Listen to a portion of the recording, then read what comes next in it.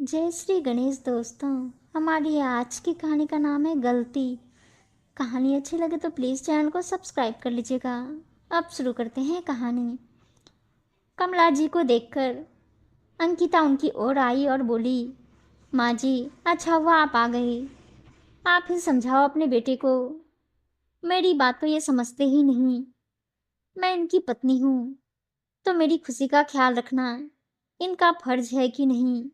कह दो इनसे कि चुपचाप मेरी बात मान ले और अलग घर ले ले। अंकिता की बात सुनकर कमला जी सख्ते में आ गई। ये क्या बकवास कर रही हो बहू? तुम्हारा दिमाग तो खराब नहीं हो गया है? क्यों मेरे बेटे को उल्टी पट्टी पढ़ा रही हो? अरे क्या इस दिन के लिए ही इसे पाल पोस कर बड़ा किया था कि बुढ़ापे में ये हमें छोड़कर बीवी का पल्लू पकड़कर चला जाए? क्या कमी है तुझे इस घर में? माँ जी मुझे 5 साल हो गए आप लोगों के साथ रहते रहते। ना अपनी मर्जी से कहीं आ जा सकती हूँ, ना अपनी मर्जी के कपड़े पहन सकती हूँ। जितना भी कर लो कभी किसी के मुंह से तारीफ के दो बोल नहीं निकलते। मेरा भी मन करता है अपनी मर्जी से जीने का। क्यों रहूँ मैं इस घर में आप सबका काम करने के लिए और सेवा करने के लिए? और आपको आज क्या हो गया? कल आप ही तो नंदोई जी को ये सब समझा रही थी, फिर अपने बेटे को क्यों नहीं समझाती? अंकिता की बात सुनकर कमला जी की आंखों के आगे कल का दृश्य घूमने लगा। कमला जी की बेटी मनोरमा की शादी को साल भर ही हुआ था। आए दिन वो ससुराल में झगड़ा करके अपने मायके आकर बैठ जाती थी। इस बार कमला जी ने अपने दामाद को घर बुलाकर अच्छी झाड़ लगाई। देखिए दामाद बाबू, मेरी बेटी को मैंने बहुत लाड से पाला है। इसके बोलते के साथ इसकी सारी फरमाइश पूरी की है। इसे हमने ऊंची शिक्षा इसलिए नहीं दिलाई कि ससुराल में जाकर ये झाड़ू बर्तन करे या आपके माँ बाप के नखरे उठाए। अरे हमने आपके साथ इसकी शादी की है तो इसे खुश रखना आपकी जिम्मेदारी है। मेरी बेटी अब तभी आपके साथ जाएगी जब आप अलग घर लेकर रहेंगे, ताकि मेरी बेटी चैन से जी पाए। याद रखिए, सारे रिश्ते पीछे छूट जाते हैं लेकिन पति पत्नी का रिश्ता ही उम्र भर साथ रहता है। आपको अपने बीवी बच्चों और भविष्य के बारे में सोचना चाहिए, ना कि दुनियादारी के बारे में। हमने तो आपकी अच्छी नौकरी, अच्छी तनख्वाह देखकर मनोरमा का हाथ सौंपा था, ना कि आपका परिवार देखकर। दामाद बाबू असहाय से अपने सास की बातें सुन रहे थे। वो दोराहे पर खड़े थे कि क्या करें।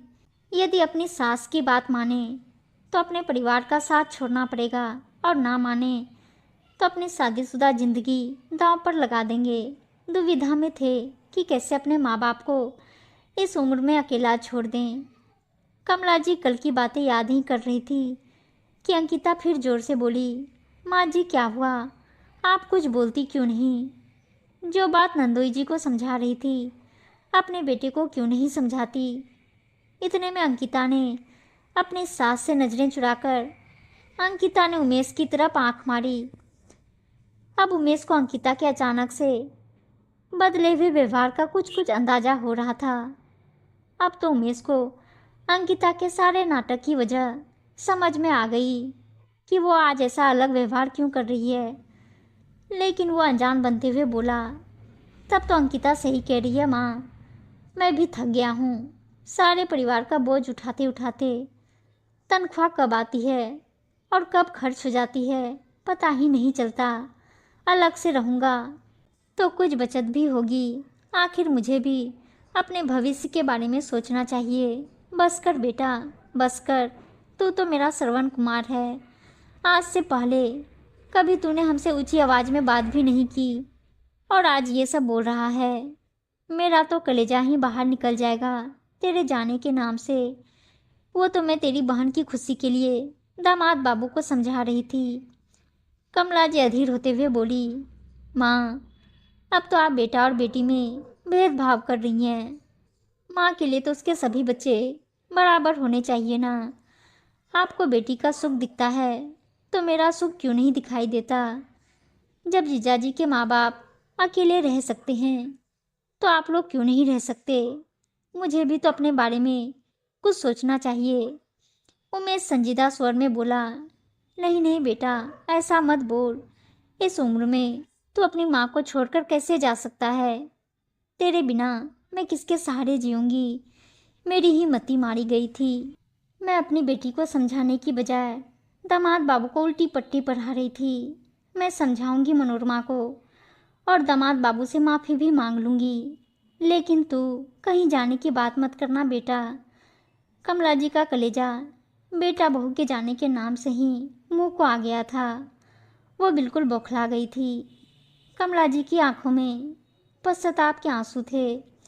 माँ की ऐसी हालत उमेश और अंकिता से देखी नहीं गई। अंकिता अपनी सास का हाथ पकड़कर बोली, माँ जी, हम कहीं नहीं जाएंगे। माँ बाप के बिना भी कोई घर घर होता है क्या? मैं तो बस आपको समझाना चाहती थी कि आप जो कर रही हैं वो गलत है। नंदोई जी सिर्फ दीदी के लिए अपने पूरे परिवार को कैसे छोड़ दें, जब उनकी कोई गलती भी नहीं है? ऐसा तो नहीं है कि दीदी के ससुराल वाले उन पर कोई अत्याचार करते हैं। अपनी चंद आज़ादी के लिए परिवार की जिम्मेदारियों से आज़ाद होना तो कोई हल नहीं है ना। जिस तरह आपको अपना बेटा प्यारा है, नंदोई जी भी तो किसी के बेटे हैं। आखिर उनके माता पिता किसके सहारे अपनी ज़िंदगी काटेंगे? परिवार से ही तो घर बनता है ना माँ। तू ठीक बोल रही है बहू। एक माँ होकर भी दूसरी माँ का दुख नहीं समझ पा रही थी। अलग घर परिवार में थोड़ा सामंजस्य तो सब लड़कियों को बैठाना पड़ता है। मैं मनोरमा को समझाऊंगी। बस तुम लोग आज के बाद कहीं जाने की बात मत करना। दरवाजे पर खड़ी मनोरमा भी उनकी बातें सुनकर मन ही मन सोच रही थी कि गलती उसकी ही है। यदि आज उसकी भाभी भी उसकी तरह सिर्फ अपना स्वार्थ और सुख देखती तो उसके मायके की क्या हालत होती। मन ही मन वो निर्णय कर रही थी कि वो भी एक अच्छी बहू और अच्छी पत्नी बनकर दिखाएगी। परिवार के प्रति अपना फर्ज निभाने में अपने पति का साथ देगी, ना कि उसकी राह का रोड़ा बनेगी। उम्मीद है दोस्तों कहानी अच्छी लगी होगी, और अच्छी अच्छी कहानियाँ सुनने के लिए चैनल को सब्सक्राइब और वीडियो को लाइक से ज़रूर कर दीजिएगा। धन्यवाद दोस्तों।